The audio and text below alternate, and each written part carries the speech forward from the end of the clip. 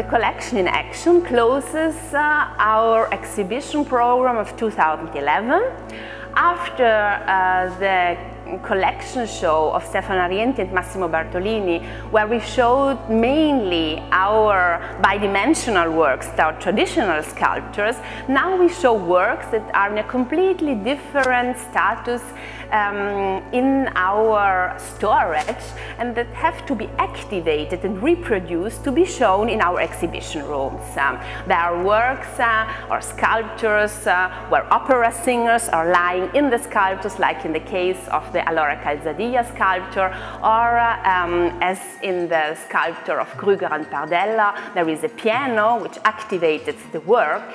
So this is one level of lecture that you want to suggest for this show, but there is also a second level, a more deeper level, where we want to say that not only the collection is activated, but that also the spectator becomes an active one. This is the case of our films, where there are really socially, politically engaged arguments going on in our films, and so the spectator has to activate himself also with his brain to participate to this program. But there are also videos like this installation of Jana Sterback, where the video, or let's say where the cameraman is a dog. So the spectator has to view a film on the height of the head of the dog, where the camera was applicated, and has so to complete the video with his own imagination. Therefore, the video of Jana Sterback is at the very beginning of our show and wants also a bit to suggest what's going on the upper levels.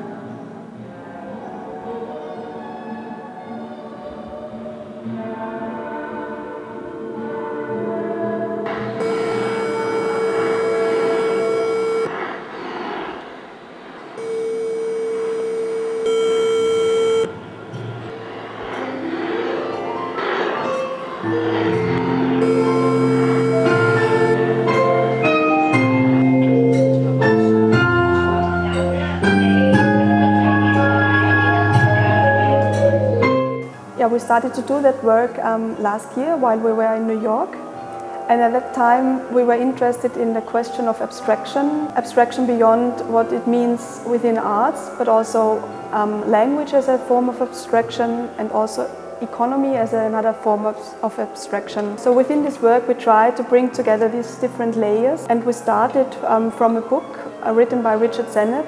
He's an American sociologist who wrote about the results or the outcomes of economy on social behavior. And we started with this book, and then had a multi-layered process of translation and transformation. So first the book was there, the text, then we spoke the text, so it was the movement of the lips, the movement of the body, that finally, after some steps, was transformed into the movement of a machine.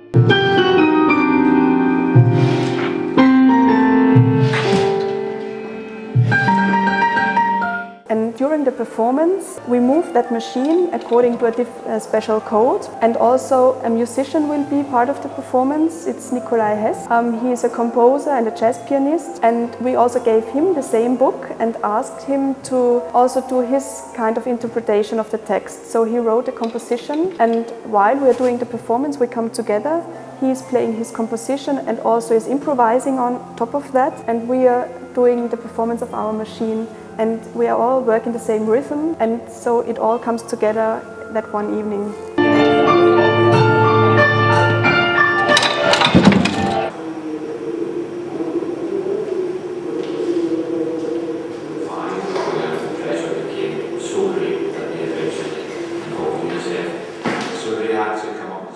Dubai City Tellers is the third chapter of a project named City Tellers, which started in 2006 with the first chapter done in São Paulo, Brazil, during the 27th São Paulo Biennial.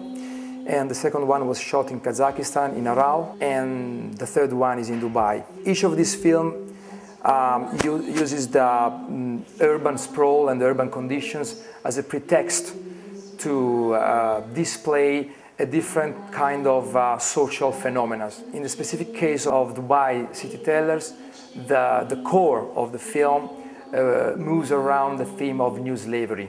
The core of the movie and the main aspect of the new slavery, which the film is trying to bring to surface, investigates the very specific kind of collusion that many international corporations are displaying in São Paulo. Mainly British corporations, but it's not only the Brits. We have Germans, Italians and French. The visual aspect of the film is meant to betray the spectator. The film looks aesthetically very curated and looks more like a noir rather than a documentary, in order to displace the spectator, in order to make him think, should I trust the information I'm receiving, or should I investigate more on my own? And this kind of obliged participation, which eventually develops after the view of the movie, is one of the fundamental aspects of my work and of the Dubai City Teller film.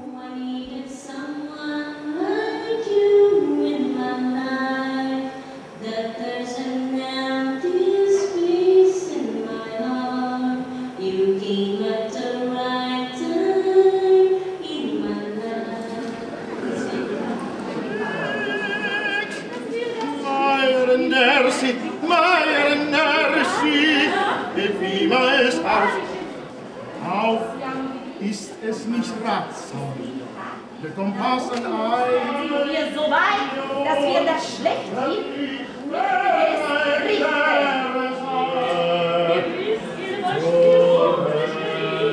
Viviamo nel mondo oscuro dello spionaggio.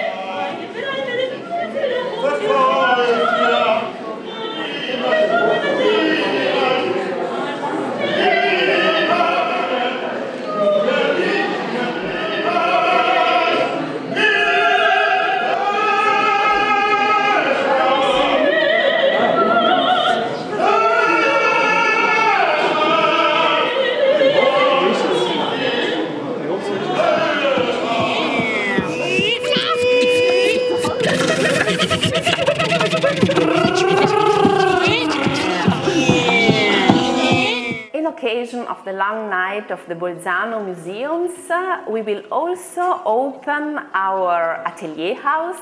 That means that it will have finally a furniture which is contemporary. This thanks to a project of a young designer, Harry Thaler. And so in the very future, all the artists and the curators which will work for Museion will finally be able to live in an ambiente which is contemporary. This work was made for the first time on 2005 on occasion of the exhibition Light Lab organized by the Museion, and it was exposed on the building of the university inside the city. Now for this new installation we decided to put it on the Casa Atelier, just on side of the new building of Museion. The work is called M'illumino d'immenso, which is a Italian lyric by Ungaretti from 1917, and it is very shortly, and the work is trying to make a sign which is harmonious with the sound of the poetry, not only with the concept and the sound of the poetry on contemporary, so trying to have a sign who represents it visually.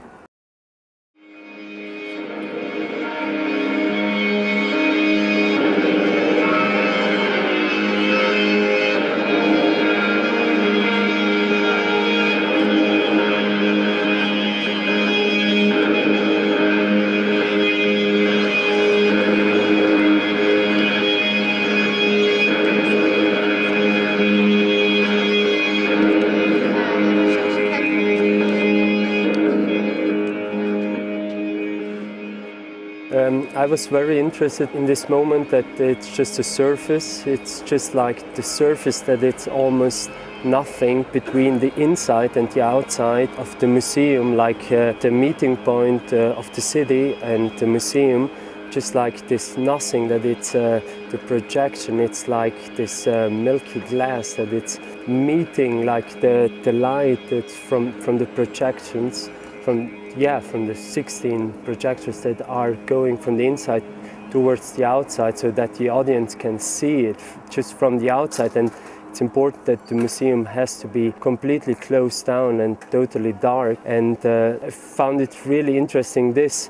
And so also in my piece itself, it's all about light. The light is always behind me, so it's like it's always moving. So it's like something that is always moving, but there are 3 points that they are always remain in the same line. That means the light, myself, and then a sort of a moon, a universe, or whatsoever.